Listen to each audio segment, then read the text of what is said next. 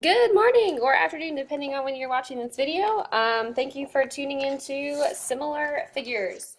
So on the left, these figures are similar, and the reason is because they're the same shape and they have all the same angles. So we can assume that these are right angles. Okay, the ones on the right are not similar because they do not have the same angles. So an equilateral triangle and an isosceles triangle, for example, would not be similar because they don't necessarily have the same angles. All right, so two polygons are similar if and only if the corresponding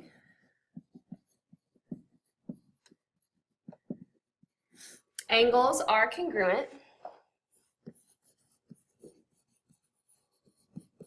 and the measure of the corresponding sides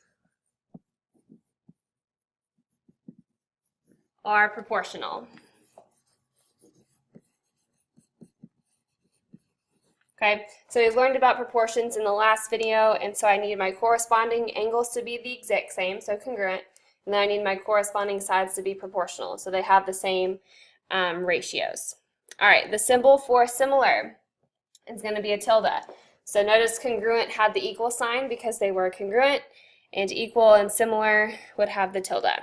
All right, so let's look at some more notes. So if I've got triangle ABC, and then I have triangle DEF. Okay, so I know they're similar. So I know that the corresponding angles have to be congruent.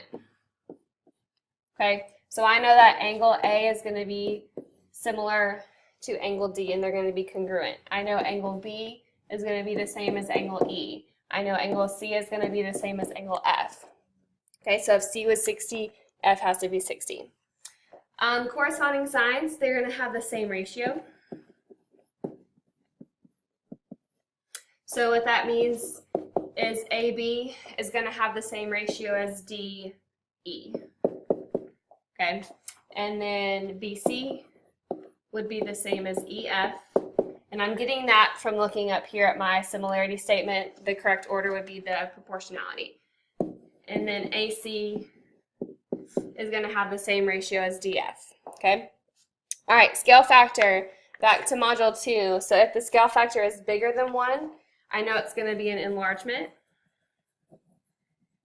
So my shape is going to get bigger.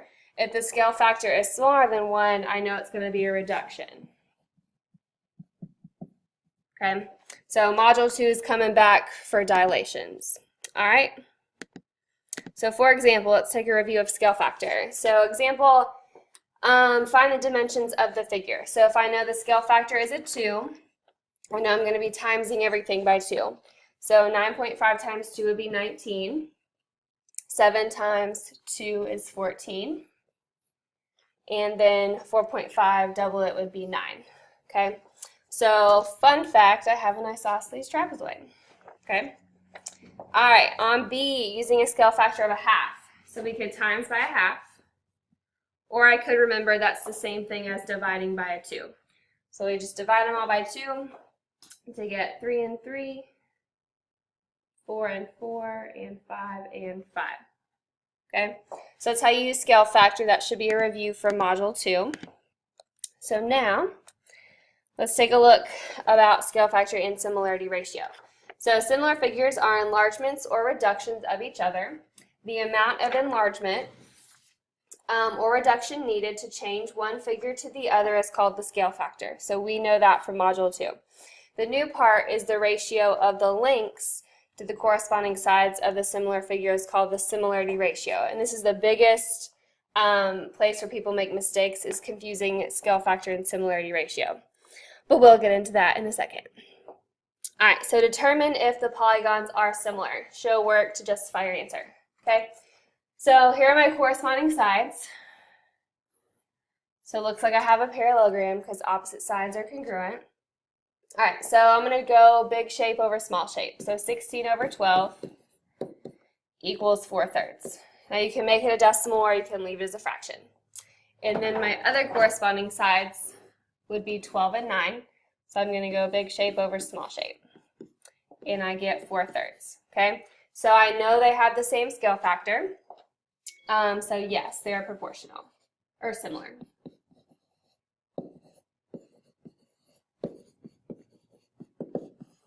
So if you got different ratios or scale factors, then you would know that they were not similar. Okay? On the second one, we're going to assume that they didn't translate this shape or reflect it or rotate it, and that they're in their corresponding sides already. So I'm going to color code my corresponding sides. All right, so I'm still going to go from top to bottom, so I'm going to go 8 over 24. You could do it the other way, and you would still get the same ratios, hopefully. So 8 over 24 is a third, and then 7 over 14 is actually a half. So since I did not get the same ratios, these would not be similar.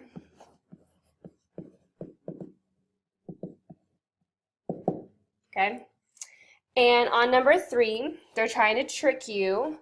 So you should know right off the bat they are not similar. And the reasoning is because they're not the same shape. So they don't have the same angles.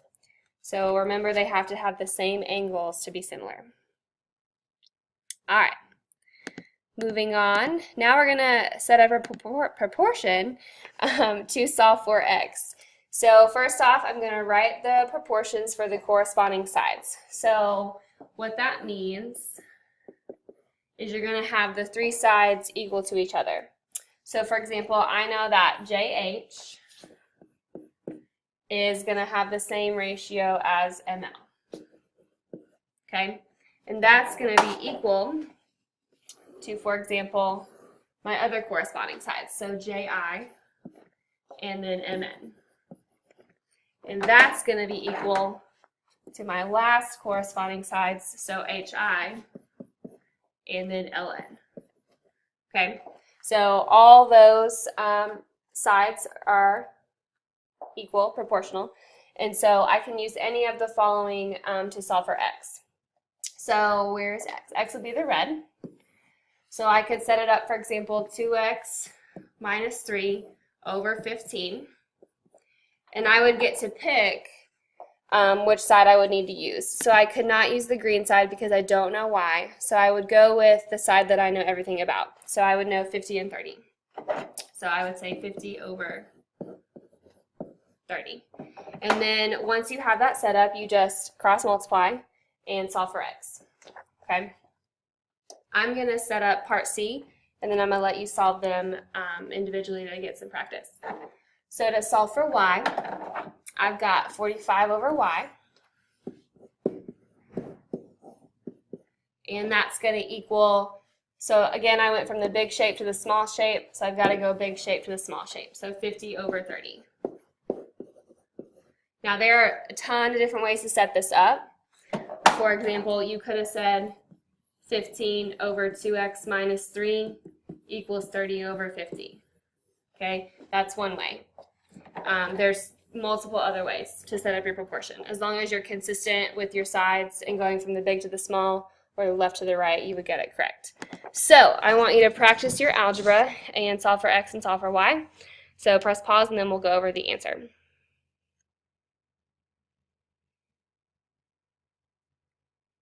We've got x equals 14 and y equals 27. The x equation was a little bit harder to solve because when you cross multiply, you had to remember that 30 had to be multiplied to both of those terms, so I set it up like the distributive property. Okay, so let me know if you need any help on that algebra or finding a missing side. Otherwise, let's move on to similarity ratios and scale factors, which is the trickiest part of this video. All right, so similarity ratio is written with a colon. Okay, and so it's how many of this is in the other shape. So let me do the scale factor first to kind of clarify. So if I'm going from ABCD to this shape, I know it got smaller. So I know from Module 2, my number is going to be less than 1. And so to find the scale factor, we would do the image over pre-image.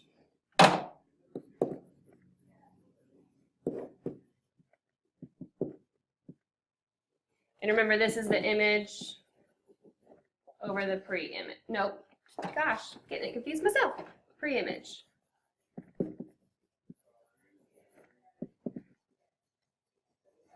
Okay, we could also say old, new, if you want to look at it that way. All right, so image over pre-image would be, for example, 4 over 12. So I looked at these two numbers, and that's going to reduce to 1/3. So that makes sense because my shape got smaller, so I'd expect my scale factor to be smaller than 1. Now, the similarity ratio is basically the opposite. So it's saying for how many 12s there are here, how many 4s there are. So for every one number over here, there was, nope, that's wrong. For every 3 numbers over here, there was 1 number over here. So it's basically the opposite. So it's the pre-image over the image. Okay? So for every 3 in the ABCD, there was 1 over there. So notice 3 times 4 would be a 12, and so that's how I got that number. And then label the missing sides. So I had a missing side, looks like W over here, WX, and then XY. So you could do 2 things. I'm going to use the scale factor, and so to go from a 12 to a 4, they times by a third or divided by 3. And then so I'm going to do 9 divided by 3, so I get 3. So I know that side length was 3. I also know this side length was 4 because I know my opposite sides were equal. Okay? All right, hopefully I can explain it better right here and not get it mixed up. All right, so similarity ratio and scale factor. So look at the scale factor first. So that shape got larger, so I know it's going to be bigger than a 1. So let's pick a side that I know, 15 and 3. So how do I go from a 3 to a 15? I got to times by 5. So my scale factor is a 5. Okay? Now, similarity ratio is opposite. So you could think 1/5 to help you out, and then kind of check it. So for every 1 number there is here, there's 5 of them over here. So for every 1 3, there's 5 of the 3s here. Okay, which gets me to my 15. So that's where that similarity ratio is coming from. Okay? So again, that's the trickiest part. I always think about the scale factor and then flip it for the similarity ratio. All right, so find the length of each side. So I know that I am timesing by 5 to get to this shape. So let's see, 2 times 5 would be 10. So I know these guys are both 10. RS would be this shape. 3 would be 15 because you times by 5. And then my bottom shape, 4 times 5 would be 20. Okay? All right, perimeter of ABCDE. Remember, perimeter is when you add up all the sides. So when you add up 4, 3, and 3, so 3 and 3 is 6. 4 would be 10. Those 2 would be a 14. So I know my perimeter of that top one is 14. When I add these numbers, I would get 30, 40, 50, 60, 70. Okay? Now, what is the ratio of the perimeter from ABCDE to QRSTU? So I'm thinking ratio. So I'm not thinking scale factor. And fun fact, 70 over 14 is 5. Okay? So it's going to be 1 to 5. So for every one of the 14s, there were 5 of the 14s in my other shape. So notice it is the exact same as the shape. So the perimeter has the same ratio as the sides. Fun fact. Okay? All right. Thank you for watching Similar Figures. Sorry if I confused you on similarity ratios.